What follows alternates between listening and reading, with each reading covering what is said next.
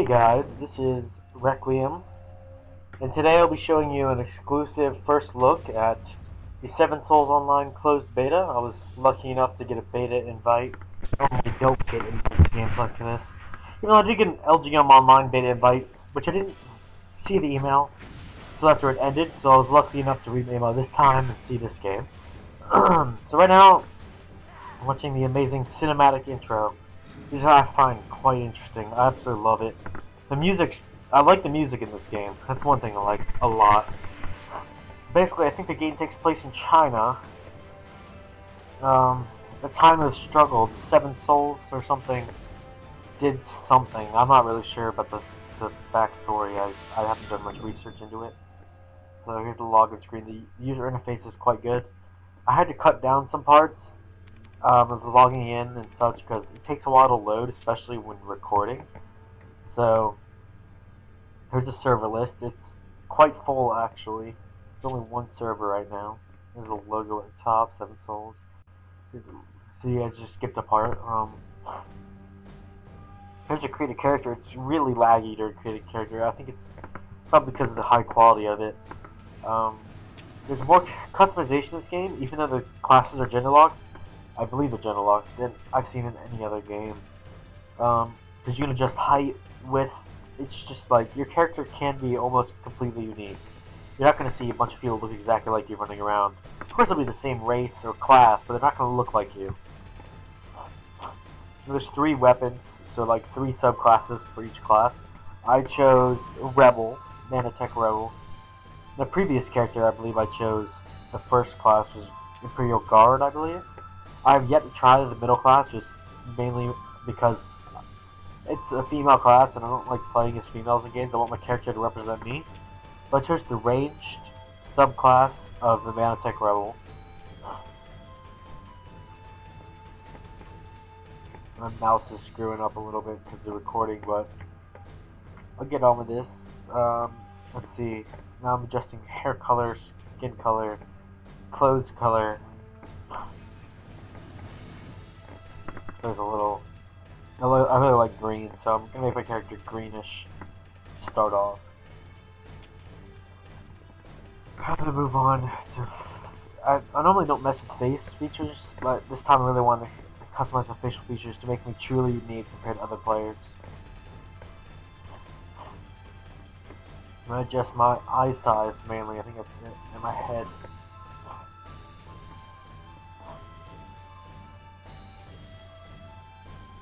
And I think I want to change my hairstyle. It's a bit bland currently. I think it went with type 4 or 5? No, it's a bit further than that. I think it went with 6. Oh, I did go with 5. Face type, no, skin type 2. Changing my face a little bit here. Probably could have done a lot more here because there's a lot of customization. It's not something you see in other games. Of course, Perfect World International, they have some customization, but they're just pretty basic. I couldn't really make my character look truly unique because, you know, oh, I can edit the stock body parts. I can make my arms bigger. Well, in this game, I can make a whole character bigger. You could just leg length, leg width, shoulders, head, everything. So you see some giant characters and midget characters. Like, so you want to be a short character in a game? Go ahead. It's your character. They let you customize it, which is what I really like about this game. The key points of this game would be character customization, beautiful music, unique backstory, and sleek interface, even though it does lag at times. So I'm going to make my character pretty tall. Some long legs. I look kind of funny right now. Arm width. Waist next is what I'm gonna do. I don't know why I can't adjust my chest. It might just be this class. I think chest for the second class only for females. It kind of sucks because I like to look more buff. I think if I could adjust my chest, I would be able to. And then my leg is a bit longer there and wider. And now I'm ready to play. It's quite a long loading screen, so I kind of cut that out because that was a good 3-4 minutes long. Because there is a lot of load in this game. Let's start the game.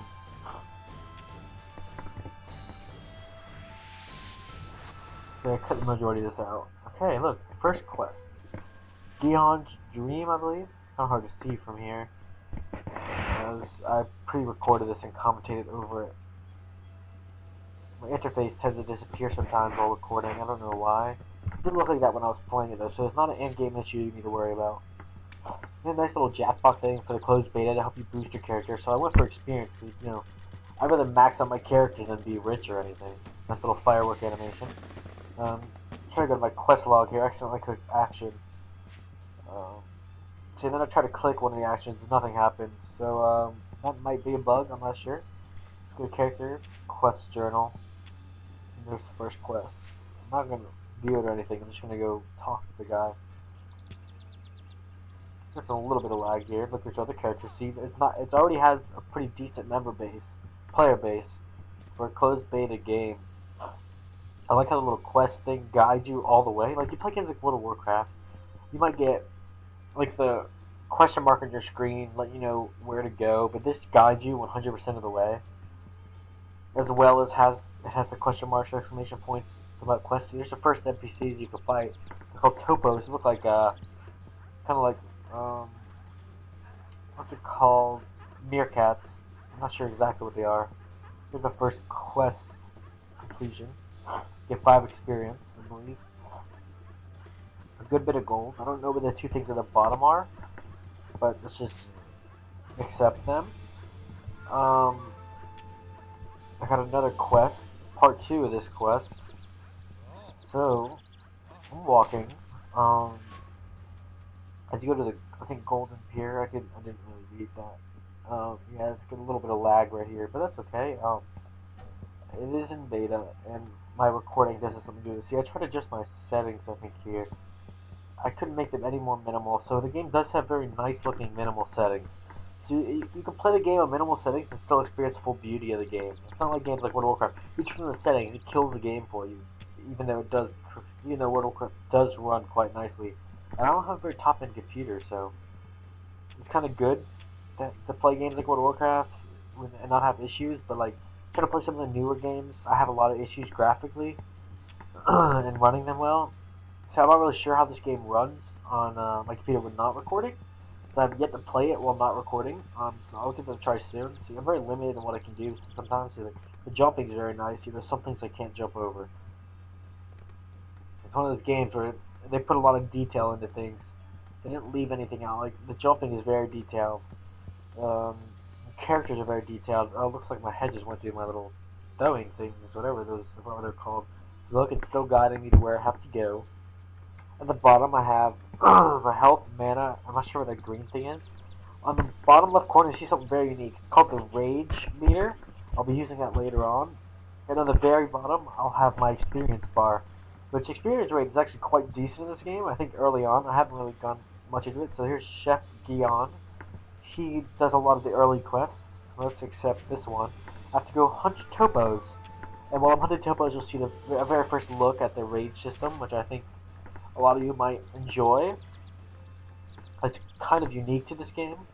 It kind of increases your power. I'm not sure if it advances later on, but I just have to play and try out. So now I'm in the Imperial Garden. Point and click with the hotbar as well. And I really love the combat system in this game. It's animated so perfectly. It's not boring like in other games where you, oh look, I have a few spells, let me use them. This game, like, your character really fully moves. You just shoot stuff. The characters actually move, like, the enemies will move as well. Okay, I have Rage mode. I'm not sure if I'm going to use it yet. I'm using it after this enemy. You press X to use Rage, so you play this game, you want to try it. I'm about to turn it on. I turned to a demonic type thing. X. I grow wings. I'm not sure what that says at the top, but I think it probably says Rage or Rage mode. My power level has increased significantly. One more and I think I already completed the quest, but I'm going to keep killing, because I'm in Rage mode. Excuse me. Okay, that quest is done. Now let me go back, follow the quest meter. So I'm trying to fly, I was saying, oh look, I can jump, maybe I can fly. I have wings. I have a nice little experience bonus if you get a certain mode. Like, it's kind of like Dynasty Warriors. You have a decent amount. Like, you have combos and such, and you get a certain combo, you get extra experience. So that is very, very nice. I like that. Because you're grinding all day, you really want that extra little boost to help you get over the slump. Like, who wants to grind all day and not get any bonuses? Right now I'm using a prayer of some sort to restore mana quicker, which I thought is nice. It also restores health points, I believe, but I didn't lose any yet, so you won't really get to see that. So I'm running. Yes, there is a sprint option, I think. To the right, there's a sprint. I'm not really sure. I believe I used it when I tried to make a video previously when the game first came out. This is my second attempt at a video. I made a video the day the game came out, but I was using Camtasia, and that kind of screwed up my recording as I couldn't see my mouse at all. And that was just an issue for me. The game ran very slow, but with Bandicam it runs a lot smoother. So if you're gonna make gameplays of this game in particular, I suggest Bandicam. I think now I'm going after One-Eyed or something. The One-Eyed Boar. The video will be over pretty shortly, so let's just finish this up. Jumping as usual. I love how my character runs. It looks like such a boss. This area isn't very populated because I'm guessing since the game came out last Wednesday, on the 15th, I'm guessing a lot of players are leveled up quite a bit and out of this area. I'm not sure how long the beta runs, but while playing today, I did see something that said an event runs from the 14th to the 28th. So I'm guessing the closed beta ends sometime after the 28th. It's not on the 28th. This boss, this is like a higher level monster. It's almost boss-like, I guess, for this level. It takes me quite a bit of time to kill. I only have to kill one for the quest. I finally lost some health.